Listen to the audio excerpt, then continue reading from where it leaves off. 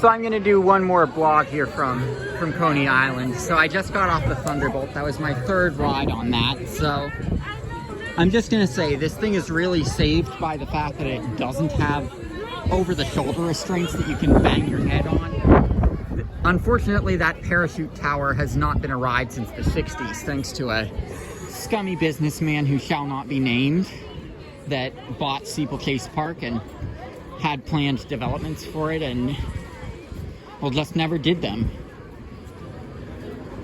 And scummy for tearing the park down.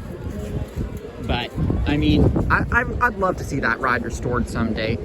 Thunderbolt, I mean, it's fun. It's got good airtime moments, but, and the inversions are pretty good, but it does have a very distinct roughness. Like, people talk about Shellraiser being rough. I was on that earlier today. I'm like, I can marathon Shellraiser, and you don't feel the roughness unless you're marathoning it.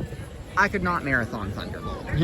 So, like, I don't get why people call Shellraiser rough. So as for the vertical lift and vertical or beyond vertical drop coasters with several inversions, it's clear which one's rougher. Here's a look at the pieces for the new coaster that are going to be coming in to Coney Island. So we're gonna take a look at Luna Park. I like how it's sort of like several parks on the boardwalk that it has. I mean, I know it's sort of appropriating that, which, I mean, I don't know if it should be appropriating that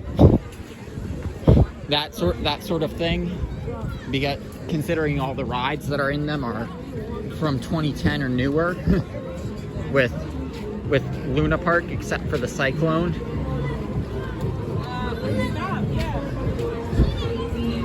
Here's the original Scream Zone section, which expanded back to where Thunderbolt is and where the new coaster is going to be. Soarin Eagle is absolutely terrible.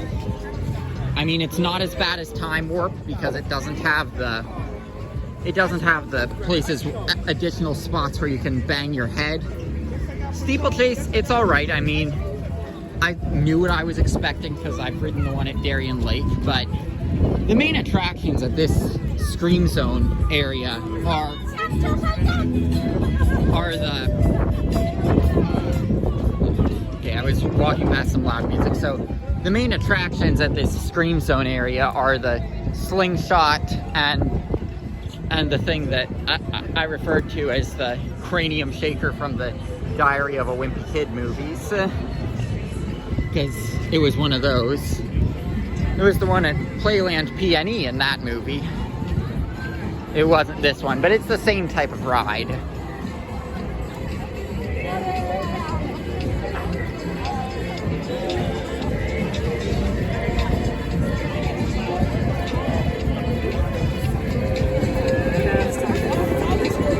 Now we're gonna go past Dino's Wonder Wheel Park. So I like that Dino's has held on to it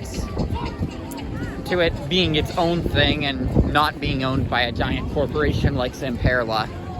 Thanks to like, I mean, with the Cyclone, we've got, like, the road it's on is named after the Albert family, but considering how the Albert family was treated by a scummy mayor, I mean,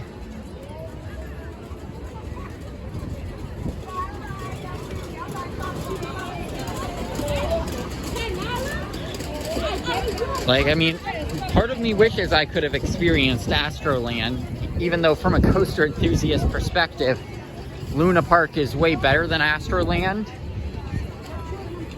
But, I mean, from the pictures I've seen of Astroland, like, it was a family-run park.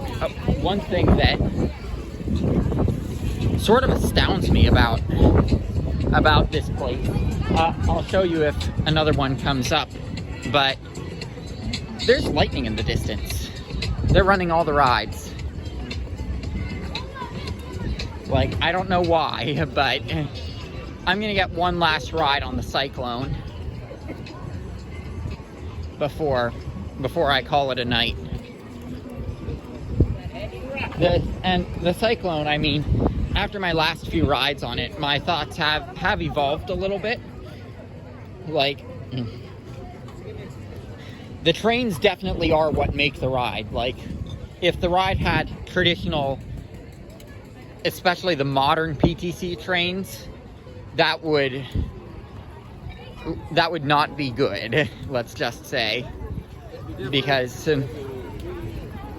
the trains wouldn't be as heavy, so they wouldn't run the course as fast. Like, if you're wondering about you might have seen that lightning in the distance, but if you're wondering about the advertised speed on the roller coaster database of like 96 kilometers per hour, and you're thinking, how can it reach that speed from that short height?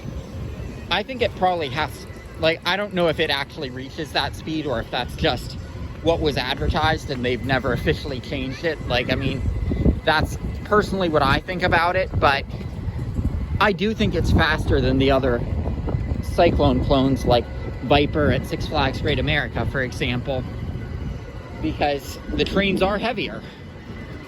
And I mean, I know that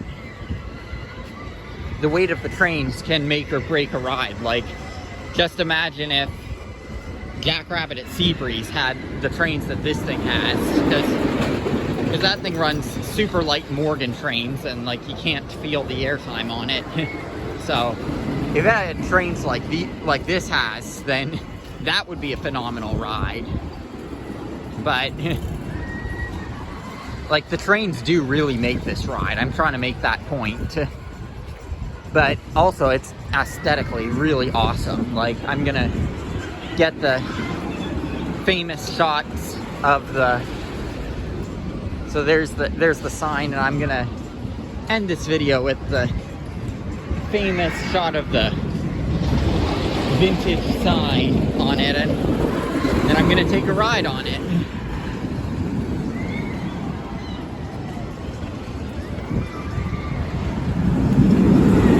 But like, it hasn't changed much since the Great Old Amusement Parks documentary that introduced me to Coney Island was filmed, honestly. I mean, obviously, they've repainted the front of the trains because it was Astroland at that time, and the trains said Astroland on them. But I mean, even today, you wouldn't think you'd find a coaster in the middle of a huge city that's